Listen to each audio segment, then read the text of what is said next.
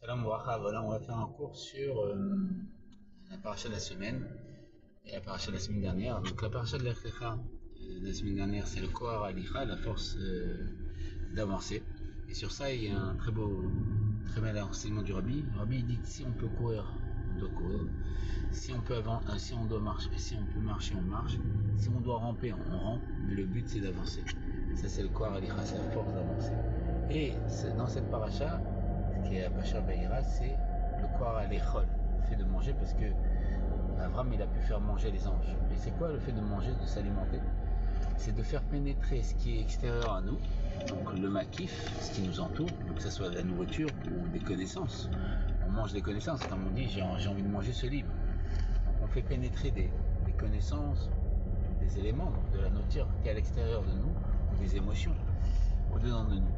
Et donc c'est le corps à l'école, de faire pénétrer le makif, ce qui nous entoure, au-dedans de nous, de façon primie, pour que voilà, on devient comme quand on rentre des éléments matériels pour se nourrir, on peut grossir, etc. Et on peut aussi grossir en connaissance, emmagasiner de la connaissance et grandir en connaissance et tout. Donc c'est le corps à l'école, le fait de manger, de s'alimenter, c'est s'alimenter en connaissance, s'alimenter en nourriture et en émotions, etc., en parcours de vie. Voilà. Donc c'est ça la différence entre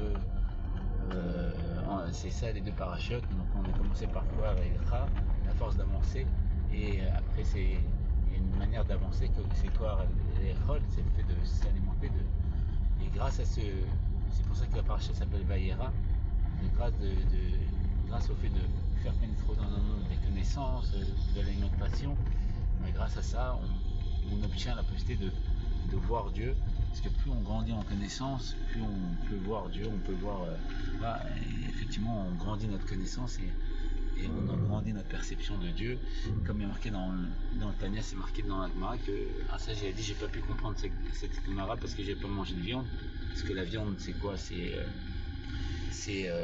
représente la bina, la réflexion intellectuelle, c'est le réceptacle qui permet de dévoiler que notre bina s'exprime, notre réflexion intellectuelle de l'âme divine s'exprime, et même sur le fait qu'un enfant ne peut pas dire papa tant qu'il n'a pas mangé du pain, parce que le pain représente la chorma, la sagesse, et c'est Av, c'est le père, et donc en mangeant du pain, on crée le réceptacle, parce que la nourriture, comme dira le rabbi, elle est où toute la nourriture qu'on a mangée, c'est notre gouffre, notre corps, c'est toute la nourriture qu'on a mangée, et les réceptacles pour dévoiler les facultés de l'âme intellectuelle ou émotionnelle, etc., c'est la nourriture.